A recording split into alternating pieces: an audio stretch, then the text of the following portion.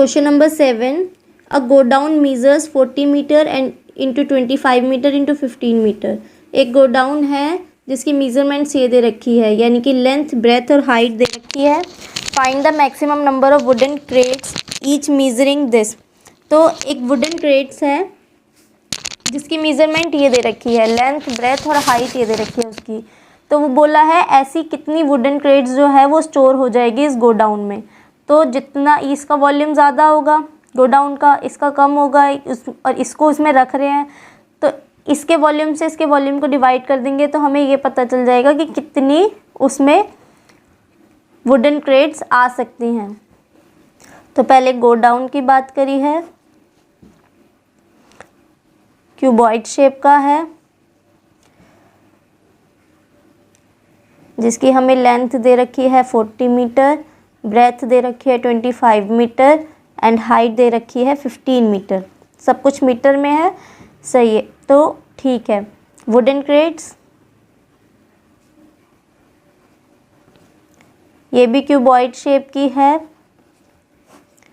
इसकी लेंथ हमें दे रखी है 1.5 मीटर, ब्रेथ दे रखी है 1.25 मीटर एंड हाइट दे रखी है 0.5 मीटर।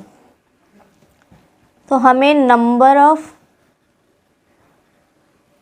क्रेट्स निकालना है स्टोर इन दी गोडाउन, जो गोडाउन में स्टोर हो जाए। तो उसके लिए पहले ऊपर रखना पड़ेगा वॉल्यूम ऑफ गोडाउन जिसमें रखना है उसको, और जिसको रखना है वो नीचे volume of crates. Length into breadth into height होता है, इधर फॉर्मूला लिख लेना एक बारी। वॉल्यूम ऑफ क्यूबॉइड क्या होता है,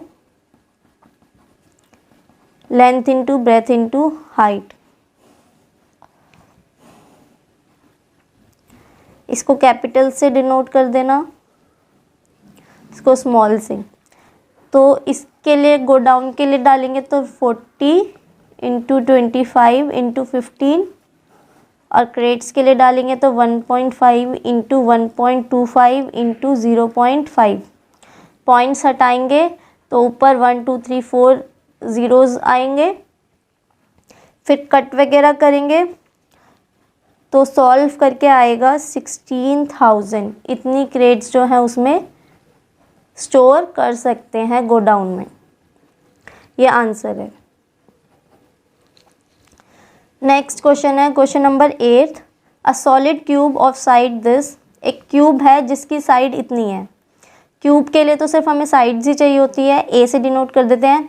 इस कट इनटू 8 क्यूब्स, और उस बड़े क्यूब को छोटे छोटे 8 क्यूब्स में कट कर रहे हैं इक्वल वॉल्यूम के। तो what will be the side of the new cube. तो जो नया क्यूब बनेगा उसकी साइड क्या होगी, पहले इतना कर लेते हैं। तो छोटे वाले, अगर हमें छोटे वाले क्यूब का वॉल्यूम पता हो तो हम उससे बहुत ही इजीली साइड निकाल सकते हैं उसकी, बट हमें उसका वॉल्यूम नहीं पता। तो अगर हमें जो बड़े क्यूब का वॉल्यूम पता चल जाए और उसको हम 8 से डिवाइड कर दें, क्योंकि उसे 8 पीसेस में डिवाइड करा है इक्वल वॉल्यूम के, तो वो जो 8 से डिवाइड करके जो वॉल्यूम आएगा वो उस क्यूब का होगा जो छोटा वाला बना है कट करके, तो उससे उसका वॉल्यूम निकल जाएगा। तो सॉलिड क्यूब की बात हो रही है जब, तो इसकी हमें साइड दे रखी है 12 सेंटीमीटर। तो इसका वॉल्यूम क्या होगा, वॉल्यूम का फॉर्मूला क्या होता है, वॉल्यूम ऑफ क्यूब साइड का क्यूब, यानी कि 12 का क्यूब,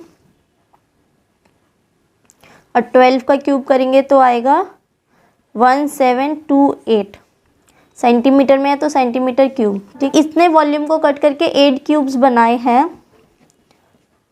तो वॉल्यूम ऑफ स्मॉलर क्यूब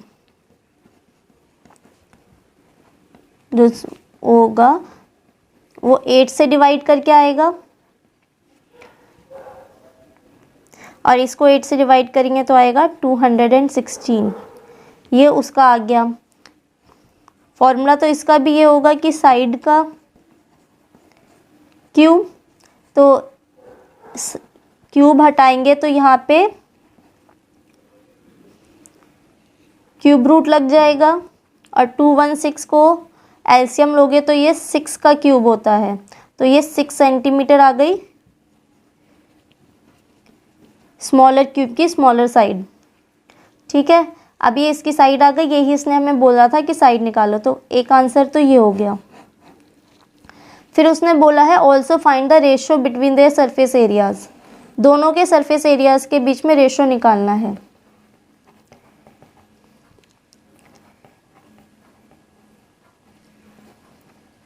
तो सरफेस एरियाज को डिवाइड कर देंगे तो वो रेशियो निकल जाएगा। तो surface area of bigger cube by में surface area of smaller cube.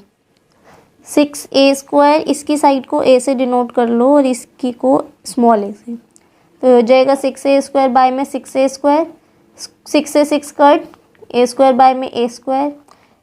बड़े वाले a की वैल्यू कितनी थी 12 और स्मॉलर वाले की 6, ये स्क्वायर्स में रखना।